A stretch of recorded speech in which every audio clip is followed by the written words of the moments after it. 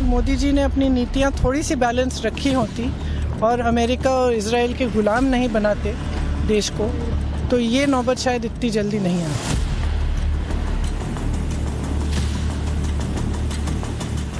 Gas की बड़ी दिक्कत आ रही है, हमको इलेक्ट्रिक स्टोव लेना पड़ रहा है, डीजल वाली भट्टी चलानी पड़ रही है, कोयले से काम चलाना पड़ रहा है, बहुत दिक्कत आ रही है भैया, बहुत ज्यादा। कल एक सिलेंडर या परसों एक सिलेंडर दिया है, हम रोज को हमको 2 सिलेंडर लगता है, एक सिलेंडर अभी बोलता है 3-4 दिन के बाद आएगा, उसमें क्या करेंगे हम?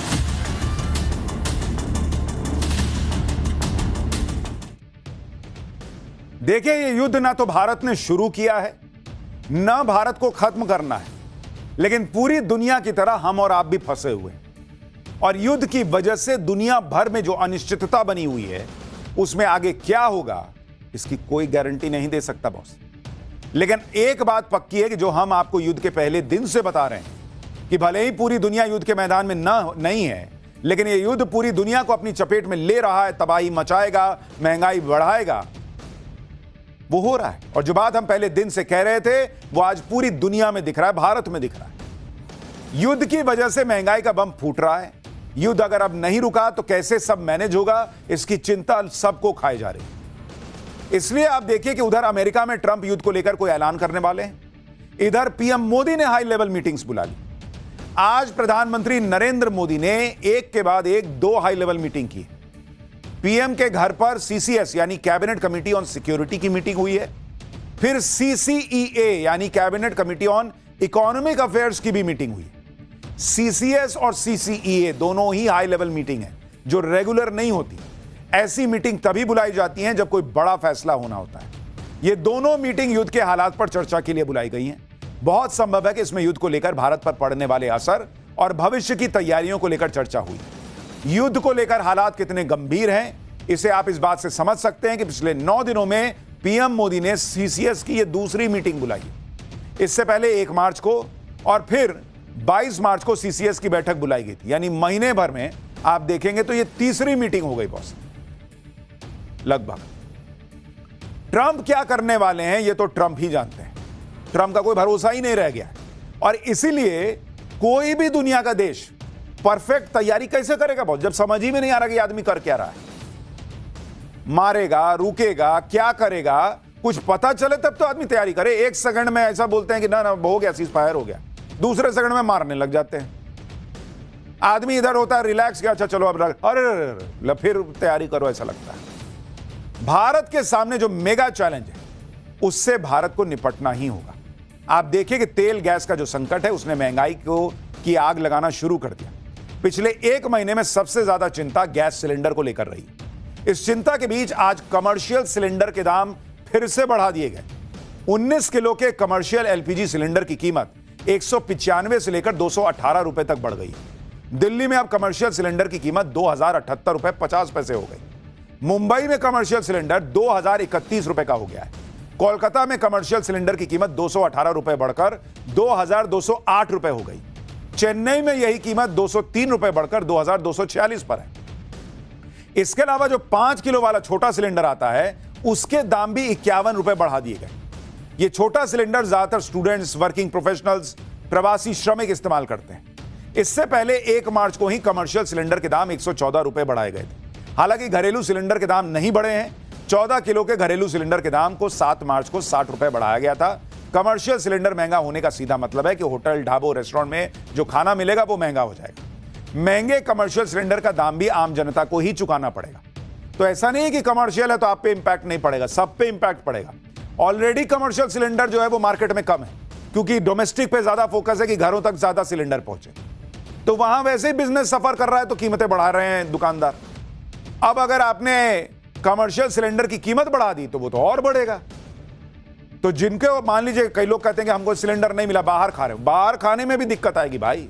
ये पूरा चक्र है। कमर्शियल सिलेंडर के दाम बढ़ने से क्या क्या दिक्कतें आएंगी इसकी ग्राउंड रिपोर्ट आपको दिखाऊंगा, लेकिन पहले महंगे सिलेंडर पर कैसे इंडी गठबंधन ने सरकार को घेरा। अखिलेश यादव क्या कह रहे हैं सुनिए। वो कह रहे हैं कि बीजेपी युद्ध के बहाने लगातार कमर्शियल गैस के दाम बढ़ाती जा रही है क्योंकि जिस अनुपात में दाम बढ़ते हैं उससे अधिक अनुपात में कालाबाजारी बढ़ती और भाजपाइयों की मुनाफाखोरी भी। अखिलेश ने लिखा कि बीजेपी सरकार पूरी तरह फेल गवर्नमेंट। कांग्रेस ने भी सरकार को घेरा, आरोप लगाया कि पिछले 3 महीने में ही कमर्शियल सिलेंडर 525 रुपए महंगा हो गया है। अब इस साल के 9 महीने बाकी हैं, वसूली जारी है। अब एक सवाल कांग्रेस से भी है और अखिलेश यादव से भी है। अभी जब सरकार ने पेट्रोल डीजल पर एक्साइज ड्यूटी जो है वो घटा दी थी, तो इन्होंने कहा कि इलेक्शन है, इसलिए सरकार ने यह किया कि कहीं कीमत ना बढ़ जाए और इनको इलेक्शन में नुकसान ना हो जाए।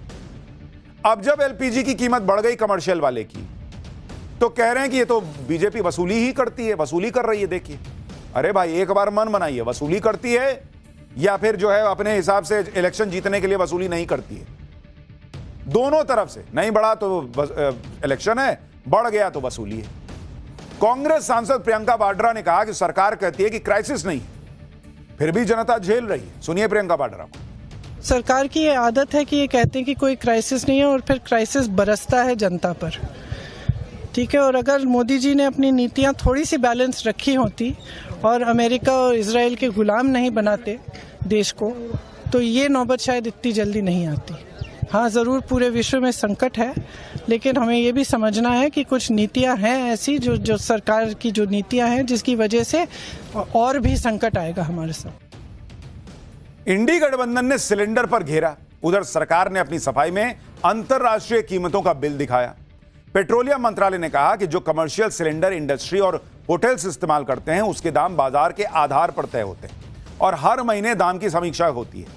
पेट्रोलियम मंत्रालय के मुताबिक देश में एलपीजी की जो कुल खपत होती है उसमें कमर्शियल सिलेंडर की हिस्सेदारी 10% से भी कम है। सरकार ने बताया कि कमर्शियल सिलेंडर के दाम इसलिए बढ़े हैं क्योंकि सऊदी कॉन्ट्रैक्ट प्राइस 44% बढ़ गया है और ग्लोबल एलपीजी की 20 से 30% सप्लाई हॉर्मुज स्ट्रेट में फंसी हुई है। सरकार ने बताया कि जो मौजूदा दाम है उस हिसाब से ऑयल कंपनियों को प्रति सिलेंडर 380 रुपए का नुकसान उठाना पड़ रहा है। मई के आखिर में यह कुल नुकसान 40,000 करोड़ के पार पहुंच जाएगा। पिछले साल भी जो कुल 60,000 करोड़ का नुकसान हुआ था उसमें से 30,000 करोड़ का घाटा ऑयल कंपनियों ने उठाया और 30,000 करोड़ का घाटा सरकार ने उठाया। सरकार के मुताबिक भारत में घरेलू एलपीजी के दाम बाकी देशों के मुकाबले कम पर हैं, जबकि पाकिस्तान में यह 1,046 रुपए पर है, श्रीलंका में 1,242 रुपए पर है और नेपाल में 1,208 रुपए पर है। यानी जब एलपीजी की किल्लत का मसला उठता है तो पेट्रोलियम मंत्रालय प्रेस कॉन्फ्रेंस करके कहता है कि कोई दिक्कत नहीं है, और जब कीमत बढ़ती है तो कहता है कि देखिए ना, सप्लाई रुकी हुई है तो बढ़ाना ही पड़ेगा क्योंकि कीमत बढ़ रही है। गजब है बॉस। पेट्रोलियम मंत्रालय कह रहा है कि तेल कंपनियां घाटा उठाकर काम कर रही हैं, लेकिन तेल कंपनियों का अपना क्या खेल है ये आगे आपको बताऊंगा। पहले यह देख लीजिए कि इधर कमर्शियल सिलेंडर के दाम बढ़े, उधर कैसे होटल, ढाबे और रेस्टोरेंट वालों ने अपने रेट बढ़ा दिए। भोपाल के एक रेस्टोरेंट मालिक ने बताया कि उसने अपने यहां मिलने वाले हर खाने वाले आइटम के दाम 20 से 30 रुपए बढ़ा दिए।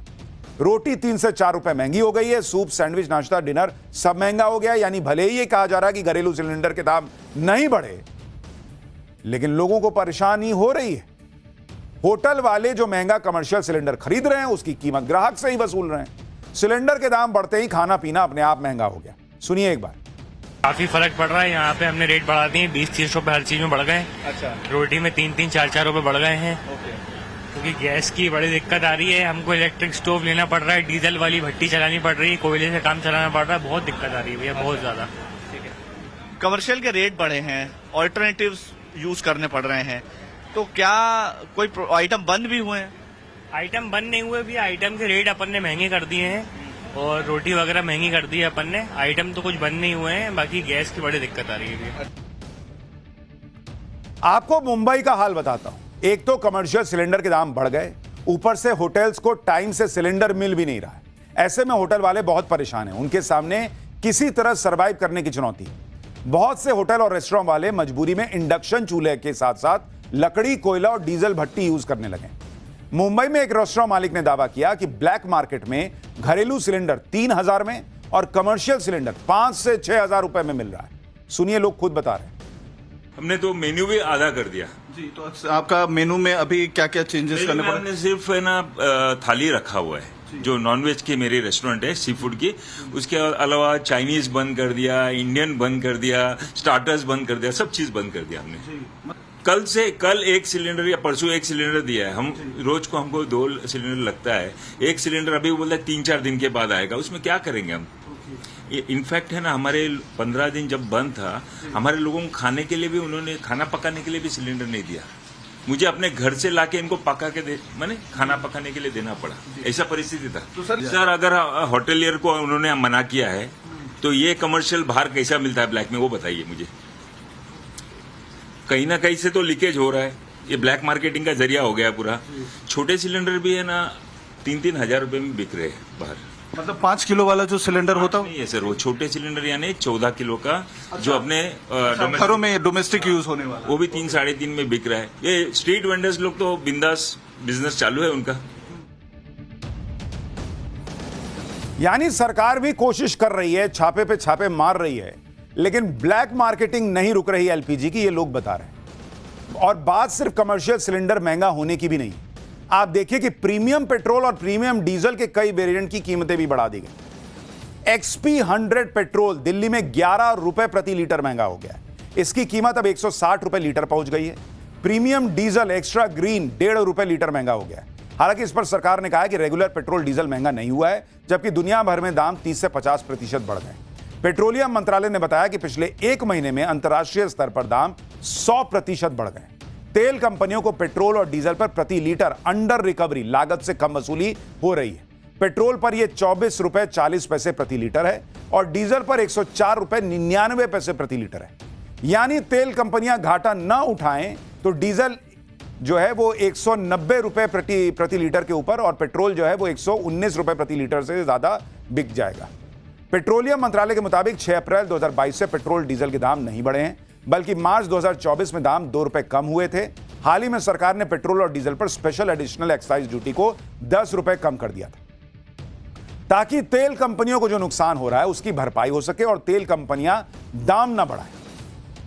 लेकिन मेरा एक सवाल है, तेल कंपनियों को नुकसान हो रहा है, ठीक है बॉस, मान लीजिए तेल नहीं आ पा रहा है, आपको बड़ी कीमत देना पड़ रहा होगा, लेकिन अभी तो युद्ध को 1 महीना हुआ है बॉस। क्या यह नुकसान सिर्फ तेल कंपनियों को हो रहा है? जिसका शेयर मार्केट में पैसा डूब गया उसको नुकसान नहीं हो रहा है, जिसका रेस्टोरेंट बंद हो गया उसको दिक्कत नहीं हो रही, जिसकी फैक्ट्री बंद हो गई उसको दिक्कत नहीं हो रहा है, जो लेबर जो है वो श्रमिक वर्ग जो है वो अपने घर जा रहा है क्योंकि इधर काम बंद हो गया, उसको नुकसान नहीं हो रहा। यही तेल कंपनियां जो है इन्हीं को खाली नुकसान हो रहा है और ये 1 महीने 6 महीने का नुकसान नहीं सह सकती हैं। भाई जब देश पे संकट है तो ये तेल कंपनियां अलग आइलैंड पे बैठी हैं। पेट्रोलियम मंत्रालय बार बार तर्क दे रहा है कि अंतर्राष्ट्रीय बाजार में कीमतें बढ़ गई, कंपनियों को घाटा हो रहा है, दाम बढ़ाने का प्रेशर है। लेकिन सवाल वही है कि क्या यह घाटा सिर्फ तेल कंपनियों को हो रहा है, जो उनको इतनी आग लग गई है कि नहीं हमारा घाटा हो रहा है, हमारा घाटा हो रहा है, पैसा तो बढ़ाना होगा। जबकि यही तेल कंपनियां पिछले 4-5 साल से जमकर मुनाफा कमा रही थी। जब कच्चे तेल की कीमत कम थी तब तो एक्साइज ड्यूटी आज की तरह नहीं घटाई गई थी, तेल कंपनियां मुनाफा कमा रही थी, पब्लिक ने तब कुछ कहा भी नहीं, क्योंकि पब्लिक को हमेशा लगता रहा कि चलो ये पैसा देश के विकास में लग रहा है। आज वही पैसा जो देश के विकास की सेविंग की तरह है वो एक झटके में तेल कंपनियों के घाटे को रोकने के लिए लगा दिया गया। क्यों तेल कंपनियां जरा भी कष्ट नहीं सह सकती? क्या तेल कंपनियां टीम इंडिया का पार्ट नहीं है? 4-6 महीने नुकसान में रह जाती तो क्या हो जाता? आप देखिए इन्होंने पिछले 4 साल में कितना मुनाफा कमाया है, मैं आपको बताता हूं। 4 साल से आप मुनाफा कमा रहे हो और 1 महीना आपसे बर्दाश्त नहीं हो रहा है। अगर आप देखेंगे कि जो तेल कंपनियां हैं इस देश की, जो 3 बड़ी कंपनियां हैं, IOCL plus BPCL plus HPCL, ये 3 बड़ी तेल कंपनियां, इनका कुल नेट प्रॉफिट आपको बताता हूं। कुल नेट प्रॉफिट आप देखिए इन तेल कंपनियों ने जब मुनाफा कमाया 2021-22, इन 3 कंपनियों ने मिलकर कितना मुनाफा छापा बॉस? 41,930 करोड़ रुपए का मुनाफा हुआ इन तेल कंपनियों को। तब तो आपने नहीं कहा कि मेरे को मुनाफा हो रहा है, एक काम करो भाई तुम सस्ते में तेल ले जाओ। और क्रूड ऑयल के अगर आप देखेंगे उस वक्त जो क्रूड ऑयल था, क्रूड ऑयल वो एवरेज उसकी प्राइस कितनी थी उस वक्त? मिनिमम $63 का था, मैक्सिमम 112 तक गया था, औसत ऑलमोस्ट $72 का था। इंडियन बास्केट का बता रहा हूं। इसी तरीके से अगर आप 2022-23 देखेंगे उसमें इन तेल कंपनियों को कितना मुनाफा हुआ? उस बार ये घट गया 1,138 करोड़ रुपए का, तब भी इनको मुनाफा हुआ, क्योंकि क्रूड ऑयल के दाम उस साल $78 प्रति बैरल से 116 तक गए थे। तो एवरेज जो था वो $93 के आसपास था, एवरेज प्राइस क्रूड ऑयल का, इंडियन बास्केट का। 2023-24 में बॉस, 2023-24 में इन तेल कंपनियों ने, इन 3 तेल कंपनियों का बता रहा हूं, ये पब्लिक सेक्टर अंडरटेकिंग है, पीएसयूज, ऑलमोस्ट 81,000 करोड़ का इन्होंने मुनाफा कमाया। 81,000 करोड़, 80,987 करोड़ का मुनाफा, आईओसीएल, बीपीसीएल और एचपीसीएल का कुल नेट प्रॉफिट। क्योंकि इस साल जो मिनिमम डॉलर क्रूड ऑयल गया था वो 77 से लेकर मैक्सिमम 93 तक गया, तो औसत जो था वो $42 के आसपास रहा और ज्यादातर टाइम जो है वो क्रूड ऑयल सस्ता ही रहा। 24-25 में बॉस, 2024-25 में तेल कंपनियों ने 35,857 करोड़ का मुनाफा कमाया।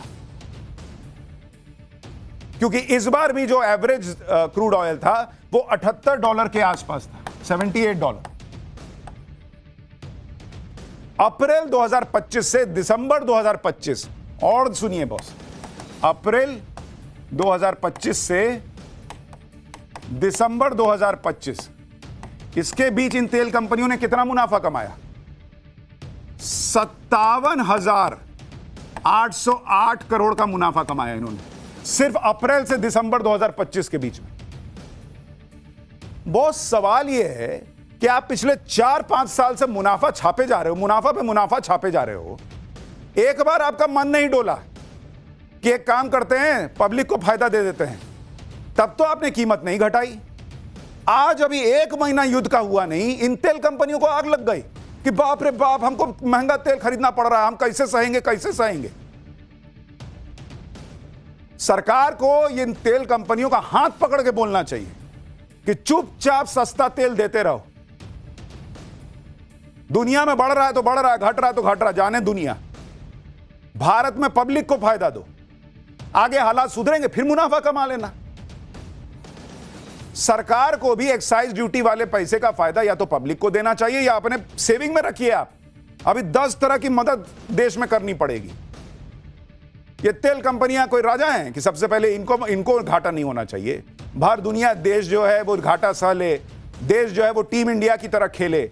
ये तेल कंपनियां जो है वो 1 महीने का कष्ट नहीं सह सकती। गजब है बॉस। कमर्शियल सिलेंडर और प्रीमियम पेट्रोल डीजल के अलावा प्लेन को उड़ाने में जो फ्यूल लगता है उसके दाम भी बढ़ गए।